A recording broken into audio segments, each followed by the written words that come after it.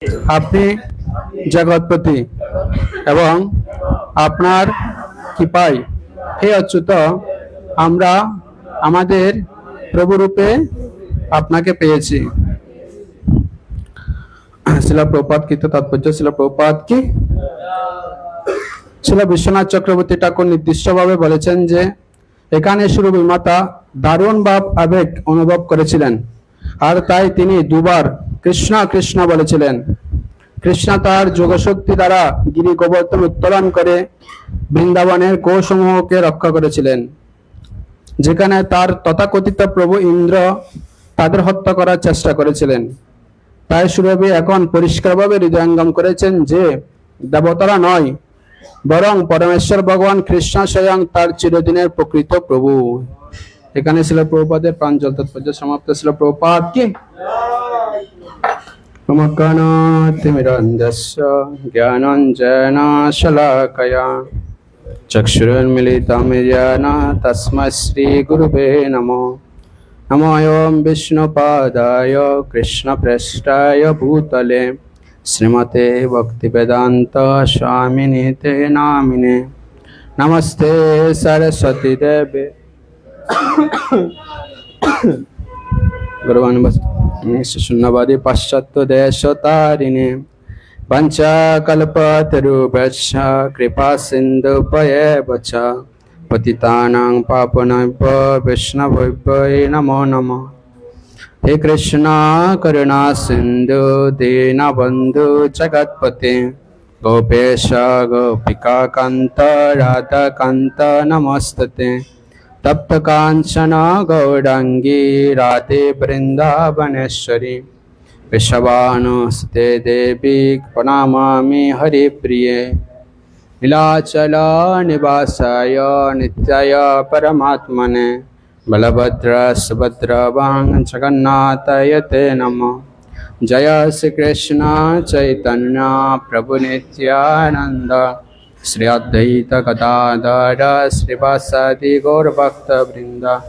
हरे कृष्ण कृष्ण कृष्ण हरे हरे हरे राम राम राम हरे हरे।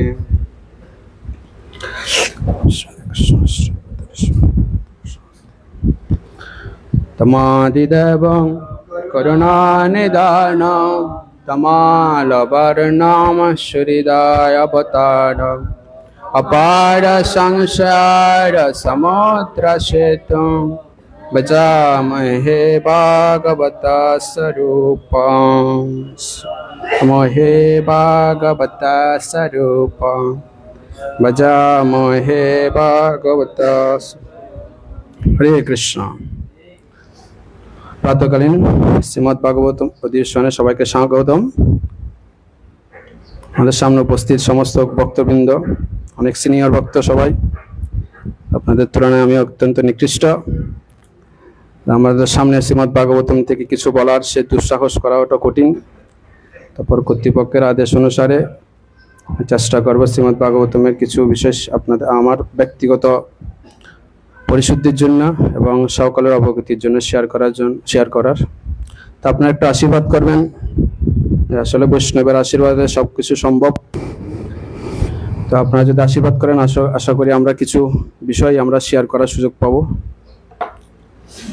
তো এই শ্লোকে বিশেষ করে এই অধ্যায়ে দেবরাজ ইন্দ্র যে অপরাধ করছেন সে অপরাধের ক্ষমা প্রার্থনা করতে আসছেন। দেবরাজ ইন্দ্র কি অপরাধ করছেন আপনারা সবাই জানেন।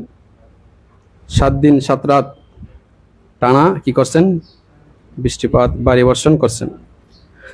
তো এর ফলে দেবরাজ ইন্দ্র ভগবানের চরণে, শুধু ভগবানের নয়, বিশেষ করে ভগবানের সমস্ত গোপবাসীর চরণে, গোকুলবাসীর চরণে অপরাধ করছেন। তো এখন কি এই চ্যাপ্টারে আমরা দেখলাম ভগবানের কাছে ক্ষমা ভিক্ষার জন্য দেবরাজ ইন্দ্র কোথায় আসছেন, গোকুলে আসছেন, ব্রহ্মার নির্দেশে মাতা সুরভি গাভী সহ, ঠিক না? তো প্রথমে আমরা দেখতে পাই এই চ্যাপ্টারে 2-1টা আমরা লেসন বলবো, এরপর আমরা একটা গুরুত্বপূর্ণ বিষয় আজকে চেষ্টা করবো একসাথে শেয়ার করার জন্য, যেটা আমাদের লাইফের জন্য খুবই গুরুত্বপূর্ণ।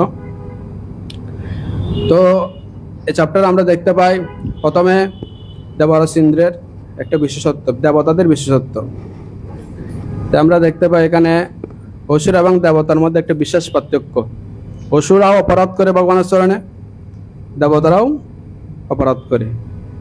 এবং অসুর এবং দেবতাদের মধ্যে পার্থক্য হচ্ছে এটা কি, দেবতারা অপরাধ করার পরে সেটা আবার সংশোধনের জন্য ভগবানের কাছে ক্ষমা ভিক্ষা চাই, প্রার্থনা করে, কিন্তু অসুররা এ ধরনের করে না।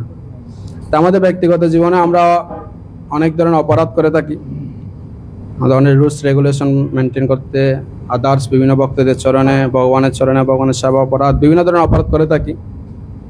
দেবতাতে যেহেতু আমাদের দেবসুলভ আচরণ করা উচিত, সেজন্য আমাদের কি করতে হবে, ভুল হলে, অপরাধ হলে আমাদের ভগবানের কাছে প্রার্থনা করতে হবে।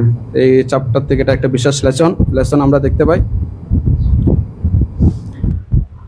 আরেকটা লেসন আমরা দেখতে পাই এই চ্যাপ্টারে, এটা আপনারা অলরেডি আলোচনা করেছেন, তারপরে আমরা একটু রিভিউ দিচ্ছি।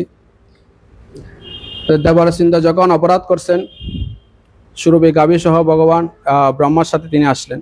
সেক্ষেত্রে আমরা দেখতে পাই যখন আমরা অপরাধ করব কোনো কারণে বা কোনো অথরিটির চরণে বা কর্তৃপক্ষের বিশেষ কোনো ব্যাপারে, তো আমাদের উচিত কোনো গুরুতর অপরাধ হলে নিজে একা না গিয়ে অথরিটির যারা প্রিয় তাদের কাউকে নিয়ে সাথে যাওয়া, যার ফলে অথরিটি কর্তৃপক্ষ সরাসরি আমাকে বিভিন্ন ধরনের ব্লেম দিলেও বা বিভিন্ন প্রবলেম হলো, যেহেতু তার প্রিয় ভক্তকে আশ্রয় করে আমরা গেছি আবার যাই, তাহলে তিনি আরও বেশি কী হবেন, কোমল হবেন।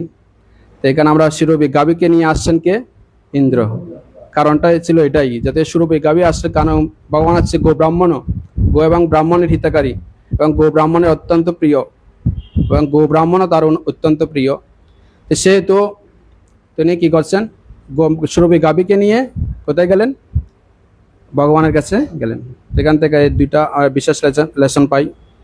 আর একটি লেসন আমরা পাই এই চ্যাপ্টারে, সেটা কি, ভগবান যখন ইন্দ্র তার কাছে ক্ষমা চাইতে গেলেন, ইন্দ্রকে সবার সম্মুখে কি করেনি, কারেকশন দেননি, একান্তে যখন যেখানে কেউ ছিল না সেখানে নিয়ে গিয়ে ইন্দ্রকে কি করলেন, সংশোধন করলেন।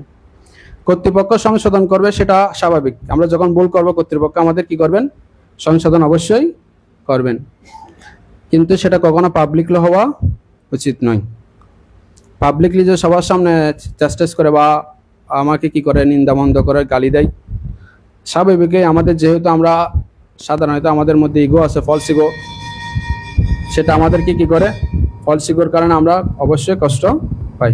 এবং অনেক সময় দেখা যায় একটু ছোটোখাটো অথরিটির ভুলের কারণে, সবার সম্মুখে বলার কারণে, সে যে ডেডিকেট লাইফ নিয়ে এখানে আসছে বা মেন্টালিটি নিয়ে আসছে, সেটা ফুললি ডেস্ট্রয় হয়ে যায় এবং সে অথরিটির প্রতি সম্পূর্ণ বিদ্রুপ ভাব প্রকাশ করে। তো সেজন্য আমাদের উচিত, কাউকে যদি সংশোধন করতে হয় সেটা পাবলিকলি নয়, প্রাইভেটলি করা উচিত।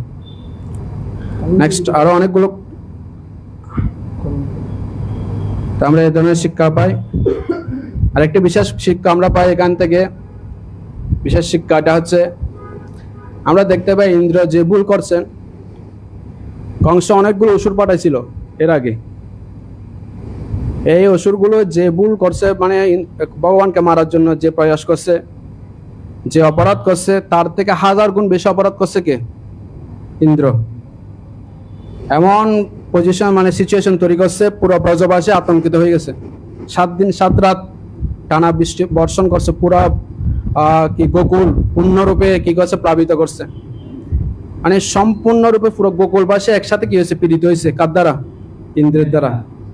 এমন কোন অসুর এর আগে আসেনি বা রাক্ষস আসেনি যিনি সমস্ত গোপবাসী একসাথে পীড়িত হয়েছে, এরকম কখনো হয়নি। কালিয়ানাগ, আদার্স যেগুলো বড় বড় অসুর আছে, কোন অসুর একসাথে সবাইকে পীড়িত করেনি, করছে দেখা গেছে আমাদের এই লীলাতে, পুরা কৃষ্ণ লীলাই এরকম উৎপাত কেউ করেনি, ঠিক না?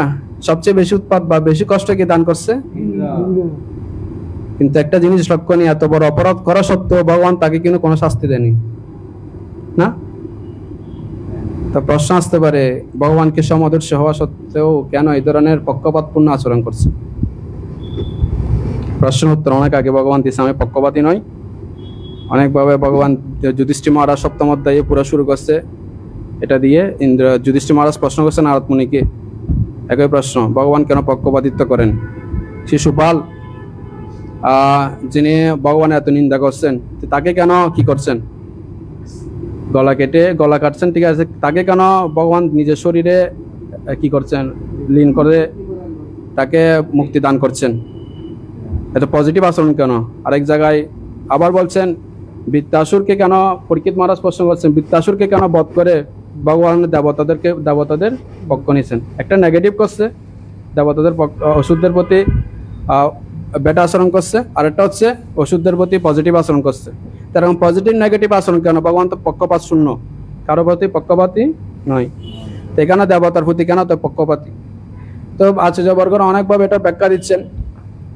তো একটা দুইটা বিশেষ ব্যাখ্যা, এটা একটা ব্যাখ্যা হচ্ছে কি, এটা সিদ্ধার্থ স্বামী বর্ণনা করছেন, কেউ যদি বিশেষত ভগবানের আদেশ অনুসারে কোনো দায়িত্বপ্রাপ্ত পোস্টে থাকে বা দায়িত্ব পালন করে, তার বিশেষ কোনো অপরাধ হলো ভগবান সেটা অত জটিলভাবে নেয়নি। তা আমরা যারা গুরুর আশ্রমে থেকে বিভিন্ন গুরুর সেবায় যুক্ত ভাই দয়, আমরা যদি কোনো ধরনের অপরাধ করি, আমরা যদি গুরুর কাছে গিয়ে ক্ষমা চাই, তাহলে আমাদের এই অপরাধ বেশি কি হবে না, বেশি কঠিন হবে না।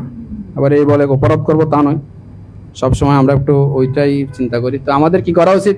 চেষ্টা করা যে সর্বদা অপরাধ থেকে দূরে থাকার জন্য। যদিও হয়ে যায়, আমাদের এটা বিশ্বাস রাখা উচিত কর্তৃপক্ষ বা যারা সিনিয়র অথরিটি রয়েছেন তারা আমাদের এত বেশি ক্ষতি করবে না, যেটার ফলে আমার পুরো লাইফটাই কি হয়ে যাবে, ধ্বংস হয়ে যাবে। সেই বিশ্বাসটা আমাদের রাখা উচিত। আমরা সেই ধরনের অপরাধ করা সত্ত্বেও আমরা দেখতে পাই, যেহেতু পোস্টে ছিল দেবতা ইন্দ্র একটা ভালো সেবা করছেন, সেজন্য ভগবান তাকে কি করেননি, যদিও ব্রহ্মাজিকে বিশেষ কি করছেন, শাস্তি দান করছেন, কিন্তু ইন্দ্রকে কি করেনি, শাস্তি দান করেনি। আরেকটা কারণ বলছেন, ইন্দ্র কিন্তু শাস্তি পাওয়ার জন্য উনি প্রার্থনা করতে আসছে ভগবানকে অপরাধ ক্ষমা, ঠিক আছে, সাথে সাথে আরেকটা কি ছিল, ওনার ভিতরে উদ্দেশ্য ছিল তাকে যেন কোনো ধরনের শাস্তি না দেয়। এটা ওনার কি ছিল, উদ্দেশ্যও ছিল। সেজন্য দেবরাজ ইন্দ্রকে ভগবান তার অন্তরের বিষয়টা বুঝতে পেরে তাকে শাস্তি দেননি। এগুলো হচ্ছে বাহ্যিক কারণ। একটা ইন্টারনাল কারণ ছিল, সেটা হচ্ছে কি, ভগবান এই 7 দিন 7 রাত এই লীলাটা সংগঠন করার একটা ইন্টারনাল কারণ হচ্ছে, যেবার ইন্দ্রের কি হয়েছে, গোবর্ধন লীলা হয়েছে, এর আগের বার ব্রহ্ম বিমোহন লীলা হয়েছে। এই ব্রহ্ম বিমোহন লীলার সময় ভগবান ওই 1 বছরে ভগবান সমস্ত গোপিকাদের কি করছেন, বিয়ে করছেন। আপনারা জানেন এটা কাহিনীটা। তো বিয়ে করার পরে ভগবান, এটা হচ্ছে ইন্টারনাল কারণ, ভগবান আর গোপিকাদের সাথে ডাইরেক্টলি কি করতে পারেনি, মিট হতে পারেনি। জাস্ট ভগবান কোনো সময় ঘর থেকে বের হলে যখন গোচারণ করতে যেত, তখন ভগবানকে একটু দেখতো গোপিকারা, আর অন্য সময় ভগবানের সাথে তাদের তেমন একটা দেখা হতো না। তো এভাবে ইন্টিমেট কখনো কি হয়নি, দেখা সাক্ষাৎ হয়নি। তো ভগবান চিন্তা করছে এমন একটা পরিস্থিতি সৃষ্টি করব যাতে সমস্ত গোপিকাদের আমি কি করতে পারি, দেখতে পারি। ঠিক তাই তিনি কি করলেন, এই গোবর্ধন লীলাটা করলেন। আর গোবর্ধন লীলার ফলে 7 দিন 7 রাত ভগবান অপলক নয়নে, এটা বর্ণনা আছেন বিশ্বনাথ চক্রবর্তীর আগে বর্ণনা আছে, অপলক নয়নে তিনি গোপিকাদের দিকে তাকাইছিলেন। উনি অন্য কোনো দিকে 7 দিন 7 রাত কিন্তু এটা উত্তোলন করে বলা হচ্ছে, অন্য কোনো দিকে কি করেননি, তাকাননি। তিনি ওই সময় প্রেমের আদান প্রদান করছেন কার সাথে, গোপিকাদের সাথে। তো যেহেতু তিনি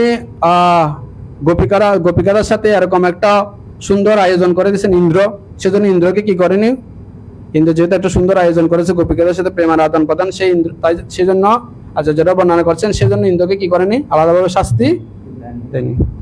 অনেকগুলো কারণ, আমাদের এটা একটা বিশেষ কারণ। যেহেতু ভগবানের লীলাসমূহ অদ্ভুত, এই অদ্ভুত লীলার পেছনে অনেকগুলো কি রয়েছেন, পেছনে অনেকগুলো কারণ থাকতে পারে। এভাবে ইন্দ্রের প্রতি আমরা দেখতে পাই ভগবান তেমন একটি কঠোরতা প্রদর্শন করেননি। এই শ্লোকে আমরা দেখতে পাই ইন্দ্র প্রথমে কি করছেন, প্রার্থনা করছেন। প্রার্থনা করার পর ভগবান কিছু বললেন, এরপর আবার সুরভি মাতা কি করছেন, প্রার্থনা করছেন। এই শ্লোকে ভগবান সুরভি মাতা বলছেন, কৃষ্ণ কৃষ্ণ মহাযোগিন। তিনি বাবা ব্যাক হয়ে ভগবানের এই মহিমা দর্শন করে, কি দর্শন করেছেন মহিমা? 7 দিন 7 রাত টানা কনিষ্ঠ অঙ্গালে কি করলেন? গিরি গোবর্ধন কি করলেন? ধারণ করলেন এবং ইন্দ্রের মতো মহান ব্যক্তির গর্ভ খনন করেন। এভাবে যখন তিনি দেখলেন, তখন তার মানে ভগবানের এই মহিমা দেখে অটোমেটিক তার নিকট থেকে, হৃদয় থেকে কি করছেন? প্রার্থনা স্ফুরিত হচ্ছে। তো এই প্রার্থনা স্ফুরিত হওয়া সেটা হচ্ছে গুরুত্বপূর্ণ বিষয়। ভগবানের বিশেষ বিশেষ কারণে আমাদের ভগবানের প্রতি যখন ভগবানের সামনে যায় আমাদের প্রার্থনা উচ্চারণ করা সেটা কর্তব্য। কি কারণ হতে পারে? ভগবানের মহিমা। এখানে ভগবানের মহিমা দর্শন করে কে স্বরূপ মাতা প্রার্থনা করছেন। কোনো অপরাধ হলো, অপরাধের ফলে অপরাধ করছে সেজন্য ক্ষমা প্রার্থনা করছেন। কে করছেন? ইন্দ্র। এছাড়া অনেকভাবে অনেক কারণ আমরা প্রার্থনা করতে পারি। আমরা প্রার্থনা করতে পারি আমাদের যে শর্টকামিংগুলো আছে, আমাদের যে কি রয়েছে অপরিপূর্ণতা রয়েছে ভগবত ভক্তি, সেগুলো পূর্ণ করার জন্য ভগবানের কাছে আমরা প্রার্থনা করতে পারি। আমাদের হৃদয় কলুষতা দূর করার জন্য প্রার্থনা করতে পারি। আমরা প্রার্থনা করতে পারি আমাদের ভগবানের প্রতি আমরা যে কৃতজ্ঞ, গুরুবর্গরা আমাদের এত সুন্দর ভগবানের ভক্তি করার সুযোগ দিয়েছেন, গুরুদেবের কাছে আমরা প্রার্থনা করতে পারি কৃতজ্ঞতা প্রকাশ করে। এভাবে আমরা বিভিন্নভাবে কি করে প্রার্থনা করতে পারি। প্রার্থনা করলে কি হয় আজকে আমরা এটা দেখব। প্রার্থনা অ্যাক্রোনিম দিয়ে। প্রার্থনা এটা অ্যাক্রোনিম কি? PRAYER। 5টা ওয়ার্ড না, 5টা না, 6টা ওয়ার্ডে আমরা দেখব প্রার্থনা প্রার্থনা কি জন্য করব, প্রার্থনা কিভাবে করব, প্রার্থনা করলে কি হয়। জেনারেলি আমাদের 3টা অবস্থান থাকে কনসাসনেসের, চেতনার। কয়টা অবস্থান? একটা হচ্ছে আনকনসাস। আনকনসাস মানে যখন আমাদের কোনো চেতনাই থাকে না। কখন থাকে না? ঘুমের সময় কখন চেতনা থাকে? আমরা ম্যাক্সিমামটা ঘুমের সময় আমরা কি থাকি না? চেতন থাকি না। এটাকে অচেতন পরিস্থিতি। আর তাকে যখন মেডিকেলে আমাদের যখন অপারেশন করে তখন কি করে? ইনজেকশন পুশ করে, কি বলে অ্যানেস্থেসিয়া না? অ্যানেস্থেসিয়া আছে। অ্যানেস্থেসিয়া যখন পুশ করে, আমাদের অনেকের অভিজ্ঞতা আছে, আমার অভিজ্ঞতা আছে, এটা আমার পেট কাটছে, আমার অভিজ্ঞতা আছে। তো অ্যানেস্থেসিয়া যখন কি করে পুশ করা হয় তখন কি করে? আর চেতনা, তখন সেটাকে অচেতন। তো অচেতন আমরা কি করে? আমাদের কোনো, এটা আমাদের আউট অফ আওয়ার কন্ট্রোল, আমাদের কন্ট্রোলের, আমরা জানি না আমরা অচেতন অবস্থায় কি হতে পারে। আর একটা পরিস্থিতি থাকে চেতনা, সেটা হচ্ছে কনসাস, চেতন অবস্থায়। এখন আমরা যে অবস্থায় সেটা হচ্ছে চেতন অবস্থায়। এই চেতন অবস্থায় আমরা যা কিছু করব সেটা আর একটা কনসাসনেসে গিয়ে কি হয়? ডিপোজিট হয়। সেটা হচ্ছে সাবকনসাস। কি? এটা হচ্ছে অবচেতন। অচেতন, চেতন, অবচেতন। তা আমরা কনসাসলি যা কিছু করব সেটা কোথায় যাবে? অবচেতন মানে সাবকনসাস মাইন্ডে, সাবকনসাসে। তো সেজন্য আমাদের সাবকনসাস বিষয়টা, বিশেষ করে যারা আধ্যাত্মিক অনুশীলন করছে তার জন্য সাবকনসাস বিষয়টা খুব গুরুত্বপূর্ণ। আমার একবার মনে পড়ে, আমি 2012 কি 13 যখন আমাদের একটা সেন্টার, আমরা একটা বয়সে ছিলাম, সেটা হচ্ছে উত্তরকাট্টরিতে। ও জানে, অনেকে জানে, অনেকে গেছেন। উত্তরকাট্টরি আমাদের একটা বয়স ছিল। সেখানে একটা নলকূপ ছিল, মানে কোন কূপ না, কূপ ট্যাপ ছিল বাইরে, পানির ট্যাপ টাঙ্গি সহ। তো যখন বাইরে ছিল এটা পানি পরে ওখানে পুরাটাই পিছড়ে গেছিল। তা আমি পাত্র ধুতে গেছি, পাত্র ধুতে আসতে আসার সময় তখন পিছলাকে কি করে পরে যাচ্ছিলাম, তখন ও মা করে ডাক দিছি, ও মা। তখন পাশে বসেছিল, তখন প্রায় সময় আমাদের সুকেশু আমাদের এখানে যাইতো, তো পাশে বসেছিল সুকেশু। তখন হইতে সিটিং বসে ডাইরেক্ট বলছে, ওর এতদিন কৃষ্ণ কৃষ্ণ করি আর কি মুখদিন কি বাইর। তো উনি বলছেন কি, আমরা হরিনাম করতেছি কিন্তু মুখ দিয়ে কি বেরোচ্ছে আমাদের? মা বাবা বের হয়। এরকম হয় না আমাদের? কেন হয় এটা? কারণ আমরা যা প্র্যাকটিস করে আমাদের সাবকনসিয়াস মাইন্ডে সে ধরনের যাই, আমাদের কৃষ্ণকে হতে হবে। এটা আমাদের প্রায় সময় আমাদের লাইফে হয়ে থাকে। তো সেদিন থেকে একটা সাধুর কথা আমার মাইন্ডে খুব বেশি প্রভাব পড়ছে। তো আমি সেদিন থেকে প্র্যাকটিস করছি, যার কি করবো না, মা বলবো না। মানে এমনি যদি মানে আর্টিফিশিয়ালি কি করতাম, কোনো ওষুধ খেলে আমার তা করতে করতে এটা এখন অভ্যাসে পরিণত হয়েছে। এখন আমি দেখি আমার প্রায় সময় কোনো এই ধরনের পরিস্থিতি হলে তখন কি হয়?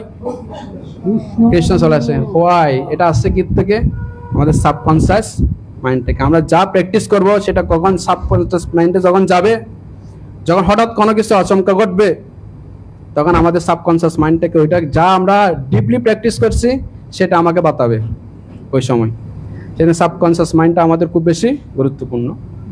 তা আমরা লাস্ট 20 মিনিটস ট্রাই করবো সে সাবকনসিয়াস মাইন্ডকে ডেভেলপ করার জন্য। আমার যে প্রেয়ার অ্যাক্রোনিম, সেটা প্রেয়ার অ্যাক্রোনিমটা করার যেহেতু আমাদের এখানে বিষয়টা হচ্ছে কি প্রেয়ার নিয়ে, এখানে প্রেয়ার নিয়ে বলছেন। ভাগবতমে প্রায় 126টারও বেশি প্রেয়ার আছে। কত? বিশেষ করে প্রতি স্কন্ধের নবম অধ্যায়টা, সেটা প্রেয়ার আছে মাস্ট, ম্যাক্সিমাম, সব বলতে পারবো না, ম্যাক্সিমাম। প্রথম স্কন্ধে নবম অধ্যায় কৃষ্ণদেবের প্রার্থনা, দ্বিতীয় স্কন্ধে নবম অধ্যায় ব্রহ্মার প্রার্থনা, তৃতীয় স্কন্ধে নবম অধ্যায় ব্রহ্মার প্রার্থনা সৃজনী শক্তির জন্য, চতুর্থ স্কন্ধে ধ্রুব মহারাজের প্রার্থনা নবম অধ্যায়, পঞ্চম স্কন্ধে ভরত মহারাজের প্রার্থনা, ষষ্ঠ স্কন্ধে বৃত্তাসুরের প্রার্থনা, ধ্রুব মহারাজের প্রার্থনা, নবম অধ্যায় বলছি সবগুলো। জয় শ্রী শ্রী রাধা মাধব জগন্নাথ বলদেব সুভদ্রা মহারানী কি। তারপর হচ্ছে সপ্তম স্কন্ধে প্রহ্লাদ মহারাজের প্রার্থনা নবম অধ্যায়, অষ্টম স্কন্ধে গজেন্দ্র প্রার্থনা নবম অধ্যায়,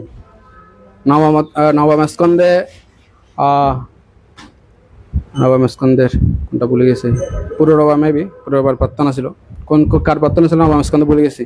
দশম স্কন্ধে গোপীগাদার প্রার্থনা, এবং এভাবে একাদশ দ্বাদশ প্রায় স্কন্ধে নবম অধ্যায় হচ্ছে কি, বিশেষত নবম অধ্যায়টা হচ্ছে প্রার্থনা চ্যাপ্টার। এছাড়াও অনেকগুলো চ্যাপ্টার আছে যেখানে ভগবানকে বিশেষভাবে কখনো দেবতারা, কখনো বিভিন্ন ভক্তরা কি করছেন, প্রার্থনা করছেন। সেজন্য আমাদের কৃষ্ণ ভগবানের জীবনে প্রার্থনাটা খুব বেশি গুরুত্বপূর্ণ।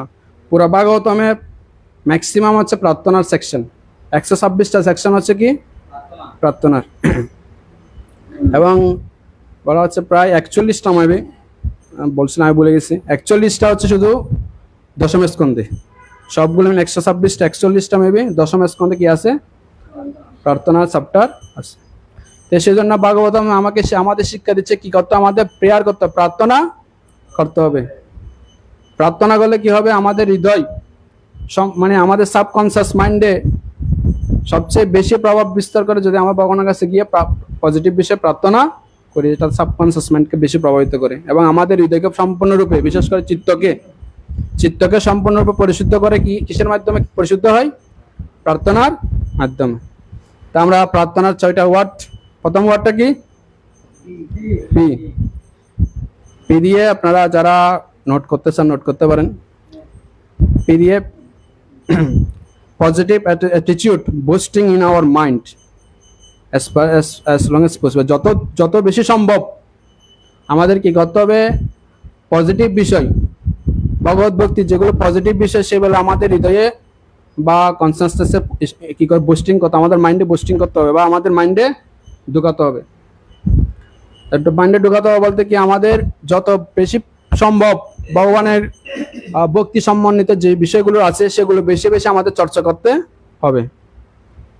বোঝা গেছে বিষয়টা? যত বেশি পজিটিভ বিষয়, আমাদের পজিটিভ বিষয় কি আছে, ভগবানের নাম কীর্তন, ভগবানের সেবা, ভগবানের শ্রী বিগ্রহ দর্শন, ভগবানের প্রসাদ আস্বাদন, ভগবানের শ্রীমৎ ভাগবতম আদি গ্রন্থ অধ্যয়ন। যত বেশি সম্ভব আমাদের এইসব বিষয়তে আমাদের কি করতে হবে, সময় পাস করতে হবে। কিন্তু আমাদের ক্ষেত্রে হয় উল্টা, যতটুকু আমাদের ডিউটি পরায়ণ হয়ে করা উচিত ততটুকু করি, এর বাইরে যখন সময় পাই আমরা কি দেখি, এখন সবাই জানেন, নতুন করে আর বলার কিছু নাই, ম্যাক্সিমাম টাইম আমরা সময় পেলেই রিলস দেখি, রিয়েল লাইফ থেকে রিলস লাইফে চলে যাই। এটা আমাদের সমস্যা। আপনার এটা মনে হচ্ছে প্রভু এখানে দেখতেছি আমি একটু মাইন্ডে একটু এটা কোনো সমস্যা, আমাদের মাইন্ডটা এখন একটু রিফ্রেশ করছে, কিন্তু সমস্যাটা এখন নয়। সমস্যাটা কখন হবে, যখন এরকম আজে বাজে ভিডিও দেখতে দেখতে দেখতে দেখতে দেখতে এগুলো কোথায় জমা হচ্ছে, যা কিছু কনসিয়াসলি করবেন এটা সবসময় মনে রাখতে হবে, এটা আমাদের কোথায় জমা হচ্ছে, সাবকনসিয়াস মাইন্ডে জমা হচ্ছে। সাবকনসিয়াস মাইন্ডে জমা হলে কি হবে, যখন আমার কঠিন পরিস্থিতি আসবে, যখন আমার কৃষ্ণকে স্মরণ করার চেষ্টা করা উচিত, প্রয়াস করা উচিত, সেই সময় আর সাবকনসিয়াস মাইন্ডে সেটা বাতাবে না। কোনটা বাতাবে? যেগুলো আমরা রেগুলার প্র্যাকটিস করছি, যেগুলো দেখছি। তো সেজন্য যখন আমরা বিশেষ করে যখন অন্তিম সময় আমাদের লাস্ট পরীক্ষা হয়, কখন? সাধন করো ভজন করো, যখন মৃত্যুর সময় আমাদের আসবে তখন আমরা ওই ওই সময়টাতে আমাদের সেই জিনিসটা মনে আসবে যেটা আমার সাবকনসিয়াস মাইন্ডে আমরা এতদিন বুস্টিং করছি। বুঝা গেছে পুরোটা বিষয়টা? এতদিন আমরা সাবকনসিয়াস মাইন্ডে যেটাই কি করছি ঢুকাইছি সেটাই আমার কি হবে at the time of death, যখন মৃত্যুর সময় হবে তখন সেটা আমার সামনে পুরাটা স্ক্রিন রূপে কি হবে প্রকাশিত হবে। আমার অভিজ্ঞতা আছে, যখন আমার অপারেশন হচ্ছিল, অপারেশনের আগে আমাকে যখন আইসিইউতে ঢুকাবে বা অপারেশন থিয়েটারে ঢুকাবে, তখন আমি অনেক চেষ্টা করতেছি, তখন আমি বৃন্দাবন ধামে ছিলাম, আমি অনেক চেষ্টা করতেছি আমার সাবকনসিয়াস মাইন্ডটাকে এটা রিভিউ করার জন্য আমার সামনে যেন ভগবানের শ্রী বিগ্রহ, ভগবানের নামটা যেন আসে। কিন্তু সত্যি একেবারে সৎভাবে বলছি, খুব ডিফিকাল্ট হচ্ছিল, তখন খুব কষ্ট হচ্ছিল যে আমার সামনে সেটা কি করতে, প্রকাশ করতে। তো এটা আমার জন্য বলছি, আমার ক্ষেত্রে আমি তখন থেকে আমি ফিল করছিলাম কত বেশি আমাদের এটা বুস্টিং করা উচিত, যেটা করা প্রয়োজন। একে লাস্ট টাইমে সেটা আমার সামনে পদ্মা রূপে কি হবে প্রকাশিত হবে। আদারওয়াইজ কি হবে, কি হবে ভরত মহারাজের মতন, ঠিক না? এক্সাম্পল আছে, জং জং বাপি শরণম তেজতন্তে কলবরম। যে ধরনের বাপ নিয়ে দেহ ত্যাগ করবো আফটার ডেথ, সে ধরনের আমার দেহ লাভ করব। এখন বিষয়টা হচ্ছে আমি কি আসলে কি পজিটিভ বিষয়গুলোকে এখানে বুস্টিং করছি, নাকি আমরা রিলস দেখে আমাদেরকে, আমি প্রায় ভক্তদের দেখছি সময় পেলেই এখন কি করছি আমরা রিলস দেখছি। রিলস দেখতে দেখতে দেখতে দেখতে আমাদের লাইফটা রিয়েল লাইফ থেকে রিয়েল লাইফে চলে যাচ্ছে। আমরা যে ভগৎ ভক্তির চমৎকার এবং বৈচিত্র্যপূর্ণ যে ভগৎ ভক্তি, সেটাতে আমরা আর ফোকাস করছি না। অন্যান্য সম্প্রদায়ে বা জ্ঞানকাণ্ড আর হচ্ছে যোগ কাণ্ড, তাদের পদ্ধতি একটাই, যোগ করলে পূর্ণরূপে যোগ সাধনায় চলো থাকো, আর যদি জ্ঞান অনুশীলন করো পূর্ণরূপে জ্ঞান অনুশীলন করো। কিন্তু আমাদের এখানে ভ্যারাইটি আছে কিনা? কখনো শ্রবণ, কখনো কীর্তন, কখনো প্রসাদ সেবন, কখনো পাদ সেবন, কখনো বন্ধন, কখনো অর্চন। বলছেন হ্যাঁ টেনি হাও ভগবান, ওই শুড ট্রাই, আমাদের উচিত কি করা, চেষ্টা করা ভগবানের 9টা ভগৎ ভক্তির অঙ্গের মধ্যে যে কোনো অঙ্গের সাথে সবসময় কি করা থাকা, এঙ্গেজ থাকা। যতটুকু সম্ভব আমাদের উচিত ভগবানের পজিটিভ, যেগুলো পজিটিভ বিষয় সেগুলো আমাদের হৃদয়ে কি করা, বুস্টিং করা। তো প্রথমে পি দিয়ে বোঝা গেছে বহু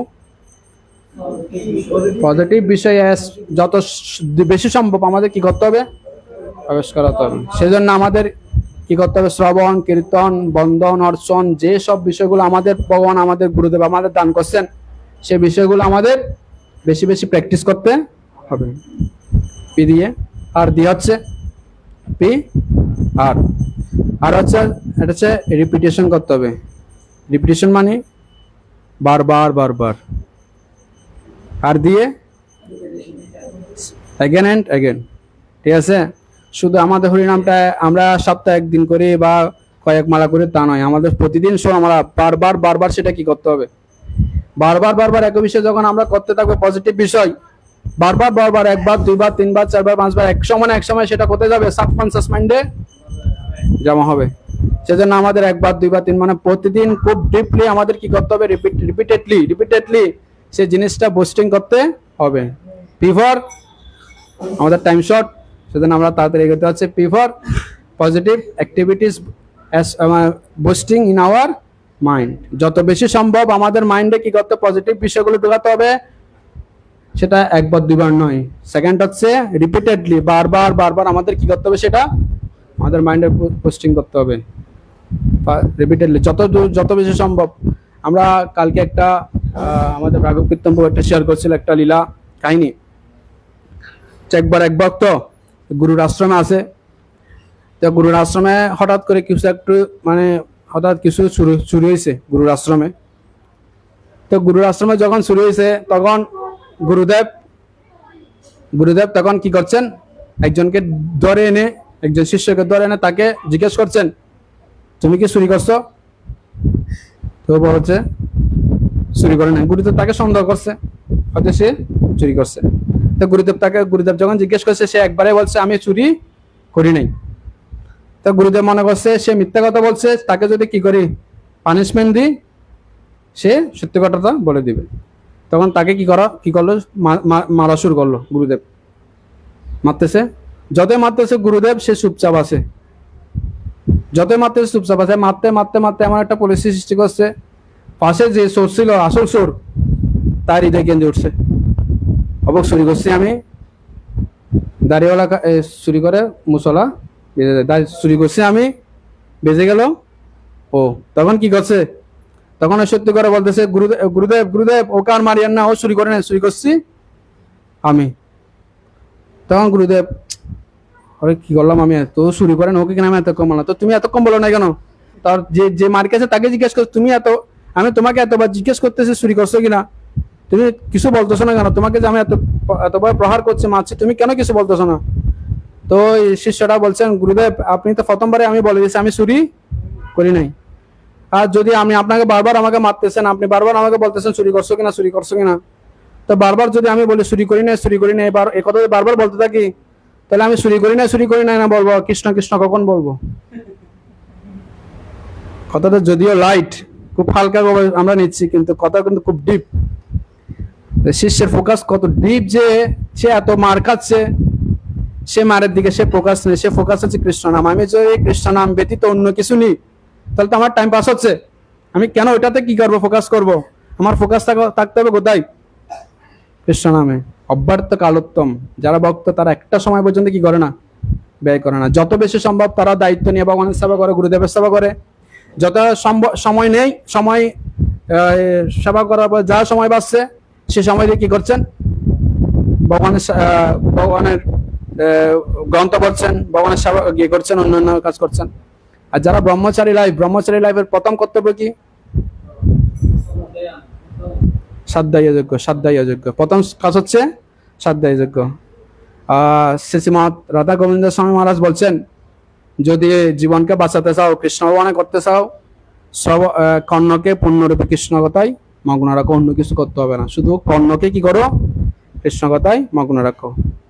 তা আমাদের এটা হওয়া উচিত। আমরা এখন এত বেশি রিলস, এত বেশি বাহ্যিক বিষয় নিয়ে এত বেশি প্রভাবিত হয়ে যাচ্ছি, আমাদের ব্রহ্মচারী লাইফ হয়েছে, আমরা আসল ফোকাসটা আমরা বলেছি, আমরা গুরুর আশ্রমে আসছি, ঠিক না?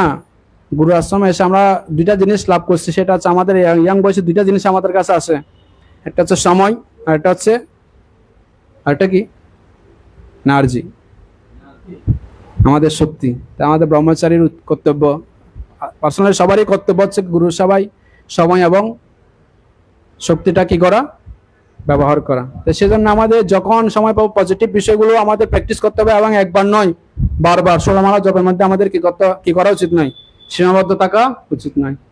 শ্রীমৎ লোকনাথ স্বামী মহারাজ বলছেন, 16 মালা জপ হচ্ছে দায়িত্বপূর্ণ জপ। 16 মালা জপের বাইরে যে জপ, সেটা হচ্ছে প্রেমপূর্ণ জপ।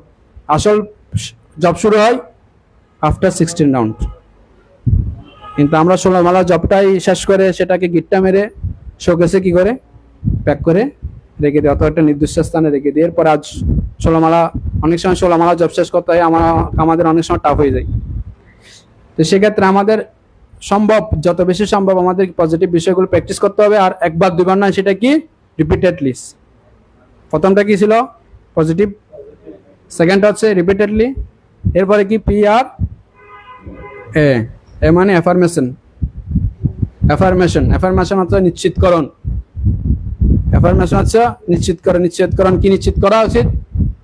এটা নিশ্চিত করা উচিত, we are the servant of the servant. আমরা হচ্ছে ভগবানের দাসের দাস। এটা আমাদের নিশ্চিত করা উচিত। কিভাবে নিশ্চিত করা? সবসময় আমাদের মাইন্ডে রাখতে হবে, we are not a controller. আমরা কি নয়, কন্ট্রোলার নয়, আমরা মেন্টর নয়। আমরা যতই পোস্টে থাকি, যা কিছু থাকি না কেন, আলটিমেটলি আমি হচ্ছে কৃষ্ণের দাসের দাস। এছাড়া আমাদের কোনো পরিচয় নেই। তা আমরা হয়তো আমাদের অনেক অথরিটি কর্তৃক অনেক সেবা থাকতে পারে, অনেক পোস্ট থাকতে পারে, অনেক দায়িত্বপূর্ণ একটা পোস্ট, কিন্তু আলটিমেটলি আমাদের চিন্তা করা উচিত আমি হচ্ছে কৃষ্ণের দাস। এটা এমন না, আমরা যখন হরিনাম জপ করছি, ভগবানের সেবা করতেছি, তখন আমাদের এটা মাইন্ডে সম্পূর্ণরূপে কি করতে হবে। বিশেষ করে যখন আমরা 16 মালা জপ করছি, তখন জপের সময় আমাদের প্রেয়ার করতে হবে, হে কৃষ্ণ, হে রাধে, হে গুরুদেব, আমরা হচ্ছে আপনার দাসের দাস। এটা রিয়েলি হৃদয় থেকে আমরা পোস্টে থাকতে পারি। আমাদের সেবা এটা সেবা হিসেবে নেওয়া উচিত। পোস্ট এটা কি নয়, এনজয়ের জন্য নয়।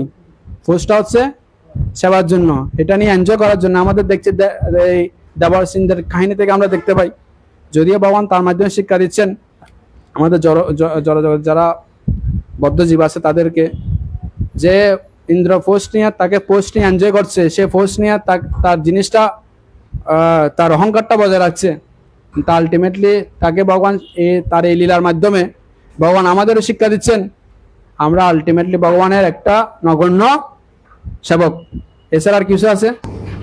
তো সেজন্য আমাদের বারবার বারবার এই যখন আমরা প্রেয়ার করছি মানে এই বিষয়টা নিশ্চিত করতে হবে, বারবার ভগবানের সামনে আসলে আমাদের বলতে হবে, হে ভগবান আমি আপনার দাস। সেজন্য আমাদের কিছু প্রেয়ারও ভগবানের কি করতে হবে, বিভিন্ন ভাগবতের প্রেয়ারগুলো প্রার্থনাগুলো আমাদের কি করতে হবে, মুখস্থ করতে হবে।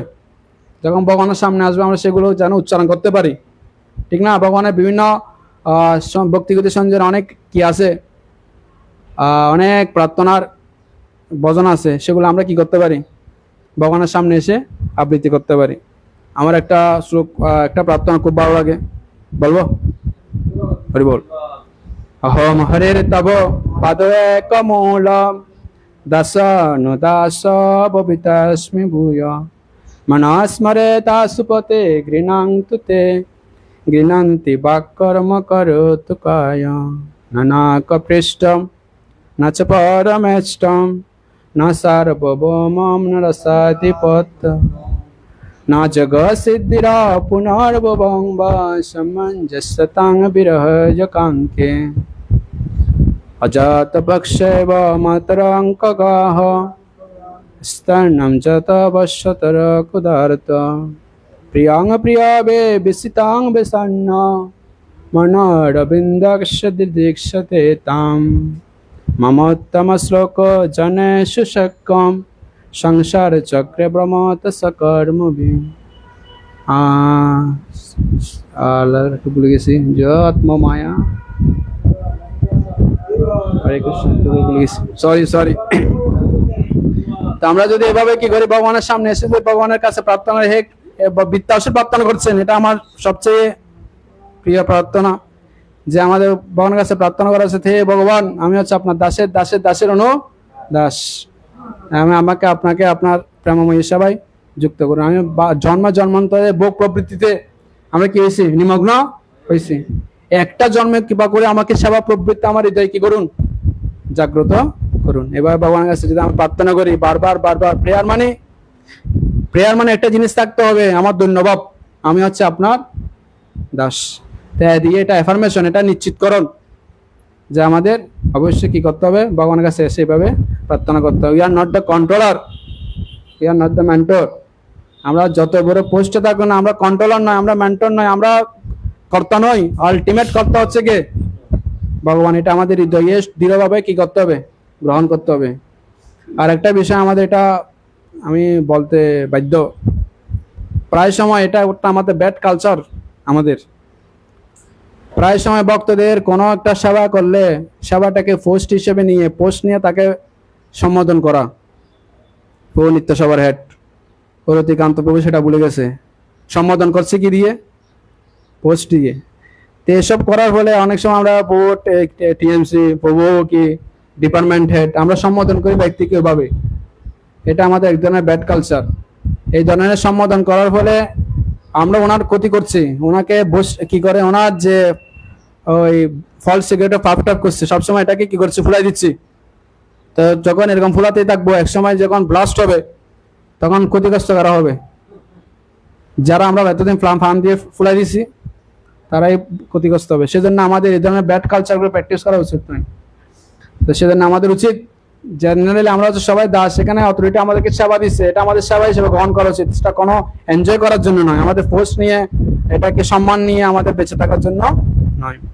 তো পিআর ওয়াই, এ হচ্ছে ওয়াই হচ্ছে ইয়েল্ডিং মানে আমরা যা প্রার্থনা করছি, এর আগে বলছি কি করতে হবে, কি প্রার্থনা করতে হবে, কিভাবে করতে, আর এটা কিভাবে করতে হবে সেটা হচ্ছে ফলপ্রসূভাবে করতে হবে। ইয়েল্ডিং মানে ফলপ্রসূ করা, ফলপ্রসূ করছে মানে আমরা যখন হরিনাম করছি সেটা চেষ্টা করতে হবে ডিপলি করার জন্য, সেটা কোনো না মানে জাস্ট দায় সারানো নয়। ম্যাক্সিমাম ডিভোটির একটা কমন প্রবৃত্তি, জব করা মানে ঘুমাই যাওয়া, জব করা মানে একটা স্লিপিং মুডে চলে যাওয়া, লাইফের অন্য মানে দিনের অন্য সময় পুরো অ্যাক্টিভ, কিন্তু জবের সময় এসে পুরো ইনঅ্যাক্টিভ।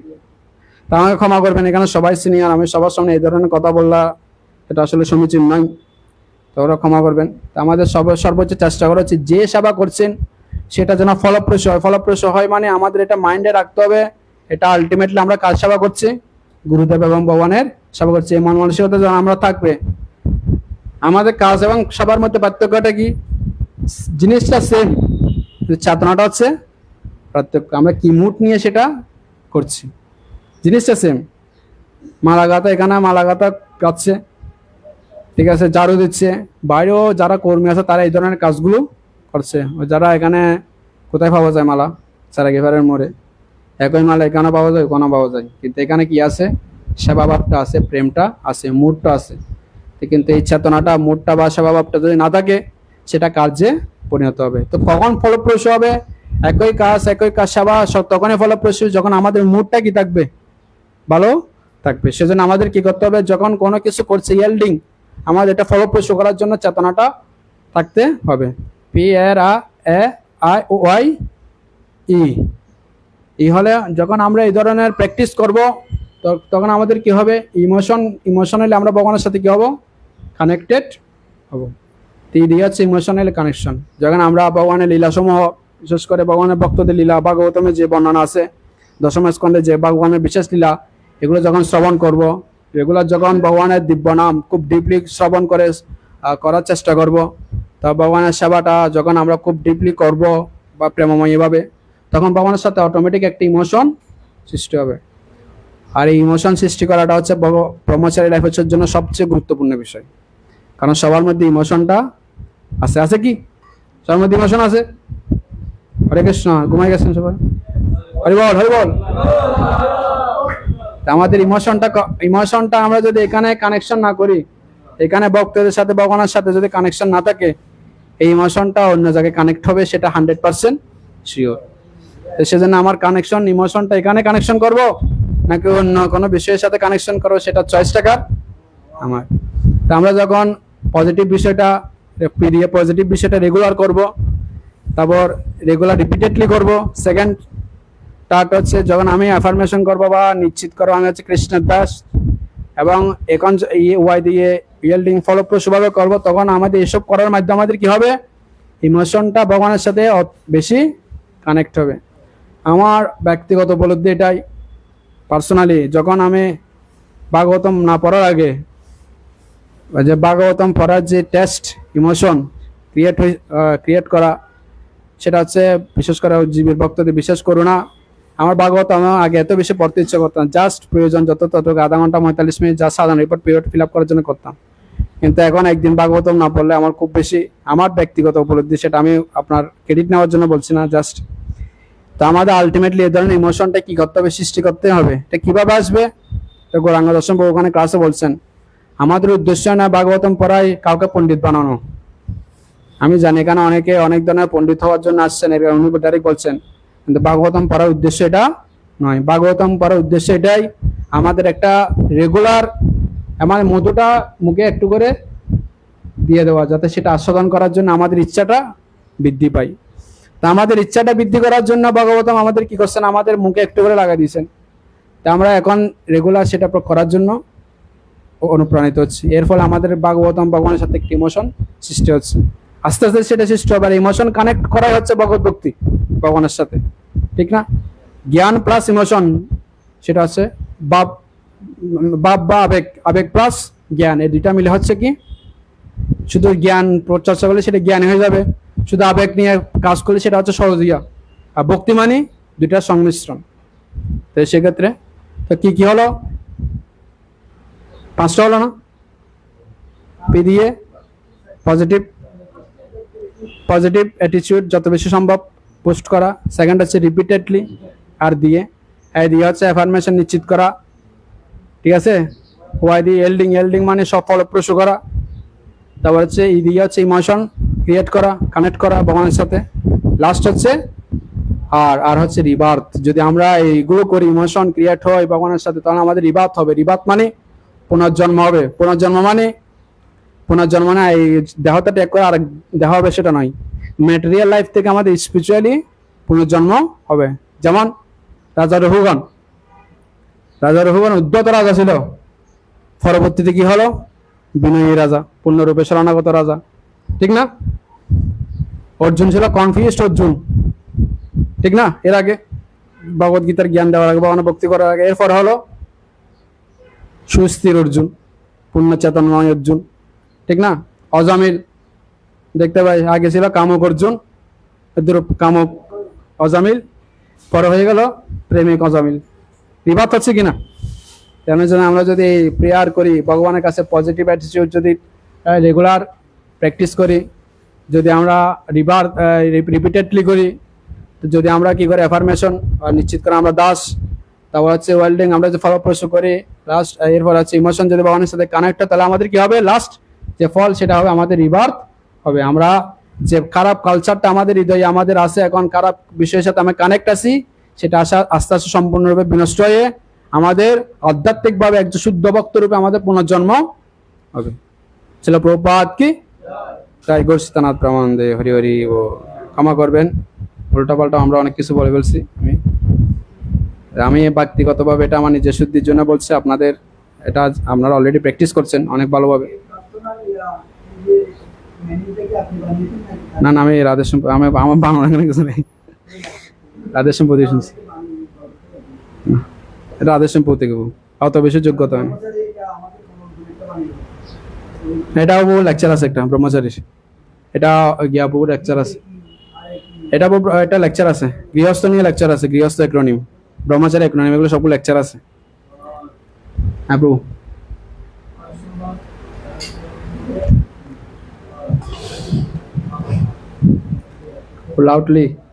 লাউডলি একটু হচ্ছে। তো প্রশ্নটা বলুন।